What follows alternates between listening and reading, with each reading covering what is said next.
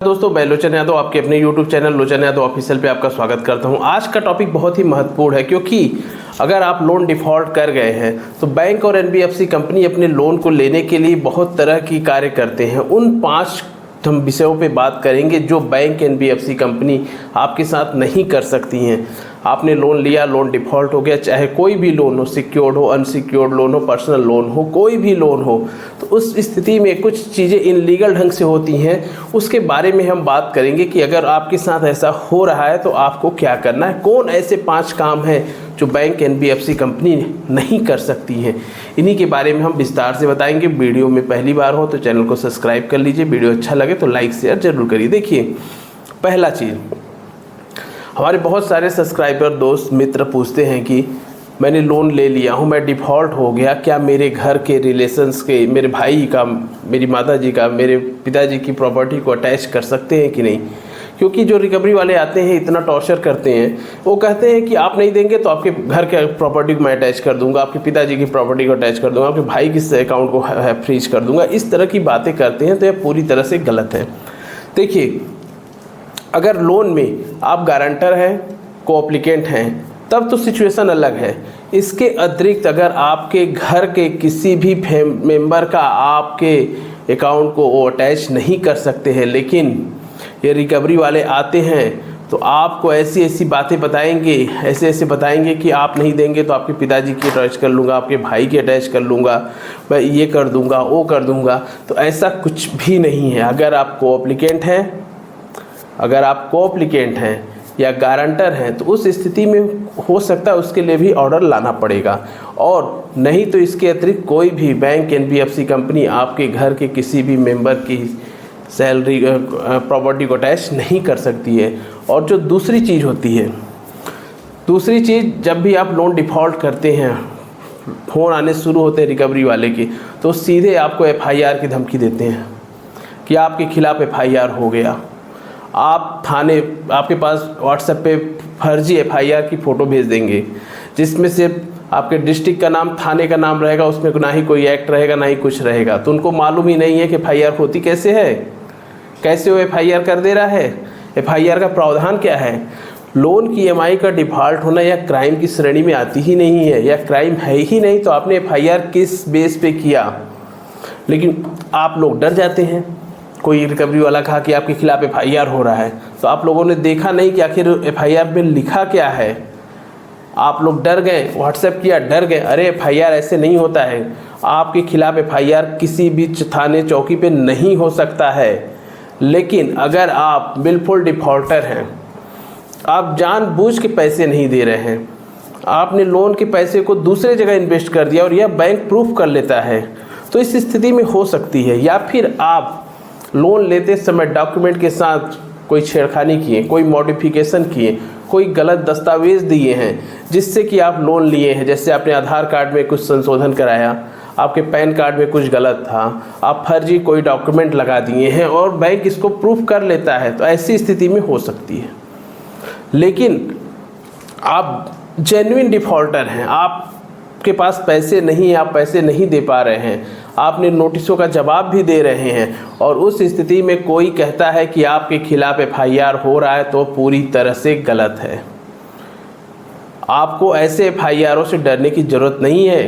ये रिकवरी वाले एक ही मेज़ पे बैठ के कभी पुलिस बनेंगे, कभी एडवोकेट बनेंगे, कभी धमकी देंगे कि एडवोकेट साहब आए हैं आपके खिलाफ़ FIR कराने, बताइए जल्दी, नहीं तो आपका FIR होने वाला है, आज पूरा पैसे का पेमेंट करिए नहीं तो FIR हो जाएगा।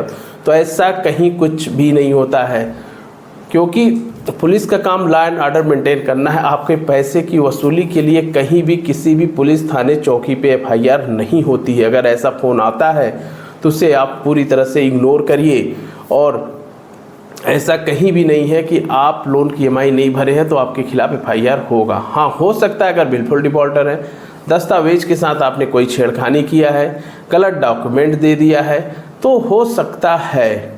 और तीसरी बात, जो कि आम बात हो गई है, यह बात आम इसलिए हो गई है कि कोई भी रिकवरी एजेंट्स आ रहा है आपके घर तो पूरी तरह से इनलीगल ढंग से वसूली कर रहा है।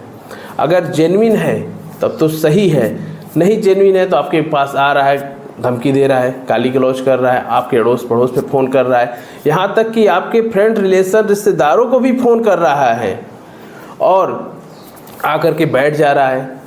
दिन चाहे रात के 8 बज रहे हो, 9 बज रहे हो, 10 बज रहे हो, आके घर आ जा रहा है, सुबह 6 बजे आ जा रहा है, जब भी मिला तब भी आ गया, दिन में 100-100 200 फ़ोन कर रहे हैं। तो ऐसे फर्जी रिकवरी एजेंट्स की आप कंप्लेन कर सकते हैं, यह आपका अधिकार है, आप बैंक को कर सकते हैं कंप्लेन। और अगर ज़्यादा अभद्रता करते हैं तो अपने पुलिस स्टेशन पे भी फ़ोन कर सकते हैं। अगर वह जेन्युइन नहीं है तो जेन्युइन के लिए उसके पास होम विजिट लेटर, DRA का लाइसेंस और आई कार्ड, ये 3 डॉक्यूमेंट होने चाहिए। होम विजिट लेटर मतलब कि बैंक ने, NBFC कंपनी ने आपको हमारे घर भेजा है तो कोई अथॉरिटी लेटर दिया होगा कि इस पर्टिकुलर डेट पे आपको इनके घर जाना है। DRA का लाइसेंस, डेप्ट रिकवरी एजेंट्स का लाइसेंस, जो कि हर रिकवरी एजेंट्स के पास होना चाहिए। और तीसरा उनका आई कार्ड, अब किस फर्म से है, किस थर्ड पार्टी से है, उसके लिए ये 3 डॉक्यूमेंट ज़रूरी है। लेकिन इनके पास एक भी डॉक्यूमेंट नहीं होता है, सिर्फ एक आई कार्ड आ जाएंगे और कहेंगे मैं बैंक वाला हूँ, मैं रिकवरी वाला। अरे उनको कैसे आपने आइडेंटिफाई कर लिया कि वो रिकवरी वाला है? और वो आकर के आपसे अभद्रता करेगा, गाली गलौज करेगा, धमकी देगा, अड़ोस पड़ोस में इंसल्ट करेगा, फ्रेंड रिलेशन पे भी फ़ोन करके आपकी इंसल्ट करेगा। तो उनसे कहिए, वो तो ऐसे कहेंगे कि आपका दोस्त इसने पैसे लिए हैं, गारंटर आप बने हैं, पैसे आपको देने हैं। ऐसा कहीं होता है? उनको मालूम ही नहीं है गारंटर का मतलब क्या होता है। तो ऐसे फर्जी रिकवरी एजेंट्स अगर आपको परेशान करते हैं तो आप उनकी कंप्लेन करिए, उनकी रिकॉर्डिंग करिए। अगर ऐसा कोई करता है तुरंत रिकॉर्डिंग करिए, पुलिस को बुलाइए। अगर ये 3 डॉक्यूमेंट नहीं है तो आपको उनसे बात ही नहीं करना है, उनको तुरंत भगाइए। नहीं भागते हैं, पुलिस बुलाइए कि मेरे घर पे कोई अननोन गुंडे आ गए हैं, मुझे परेशान कर रहे हैं, क्योंकि इनको अथॉरिटी है ही नहीं। और जो जेन्युइन है वो आपसे अच्छे से बात करेंगे और जाएंगे। लोन आप लिए हैं, ना कि आपके फैमिली मेम्बर या फिर कोई भी व्यक्ति लिया है। लोन से रिलेटेड जानकारी सिर्फ वो आपसे पूछ सकता है। लेकिन जो इस तरह की इनलीगल एक्टिविटी हो रही हैं, इन एक्टिविटियों के खिलाफ आपको आवाज़ उठानी पड़ेगी।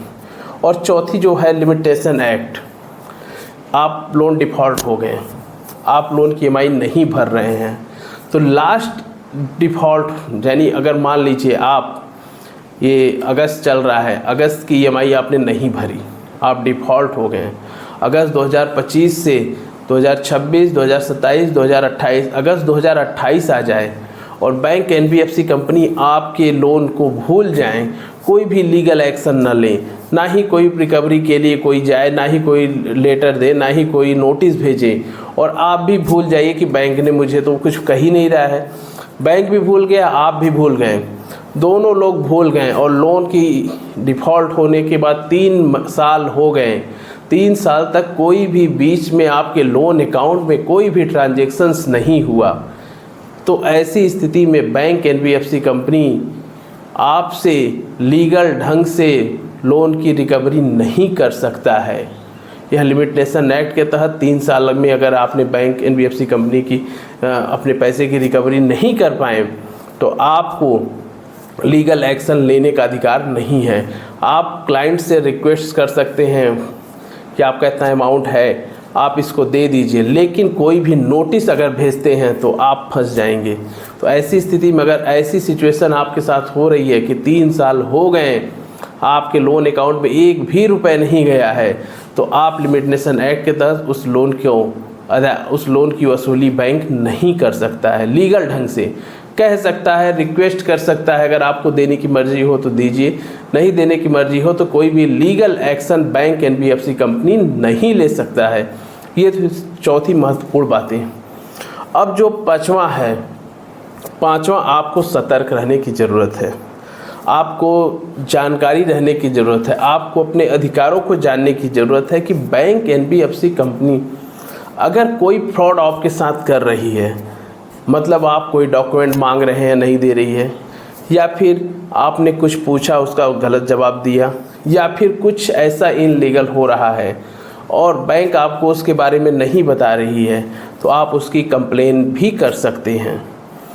अगर बैंक का रिकवरी वाला आपको परेशान कर रहा है, या फिर आपके कोई भी आपने नोटिस, कोई भी आपने ईमेल किया, कोई भी डॉक्यूमेंट मांग रहे हैं आपको नहीं दे रहा है, या फिर आपको लग रहा है कि बैंक NBFC कंपनी मेरे साथ कुछ गलत कर रही है, तो आप उसकी कंप्लेन उपभोक्ता फोरम में भी कर सकते हैं बैंक के खिलाफ कि मेरे साथ ये गलत किए हैं बैंक वाले। अगर सच है तो आप उसको उपभोक्ता फोरम में कंप्लेन कर सकते हैं। ये 5 चीज़ें थी जो बैंक एनबीएफसी कंपनियां आपके खिलाफ लीगल ढंग पे नहीं कर सकती हैं, लेकिन ये सब चीज़ें होती हैं। अगर ये सब चीज़ें हो रही हैं, जैसे कि बैंक वाला आपको धमकी दे दे कि आपके भाई की प्रॉपर्टी को मैं अटैच करके अपने पैसे की वसूली कर लूँगा, आपके पापा की प्रॉपर्टी को अटैच कर लूँगा, तो अगर वो कोएप्लिकेंट और गारंटर है तो उस स्थिति की सिचुएशन अलग है। दूसरा जो सबसे ज़्यादा होता है, थर्ड पार्टी रिकवरी एजेंट्स जो आपको हरासमेंट करते हैं, FIR हो जाएगी, पुलिस बोल रहे हैं, एडवोकेट बोल रहे हैं, आपके खिलाफ आपके घर पे आकर के बैठ जा रहे हैं इन लीगल ढंग से, उनके पास कोई डॉक्यूमेंट ही नहीं है, तो इन सब चीज़ों के खिलाफ आप कंप्लेन कर सकते हैं, वह कंप्लेन नहीं कर सकता। यह आपके अधिकार हैं। इन्हीं के साथ हम आज का वीडियो समाप्त करते हैं। जय हिंद, जय भारत।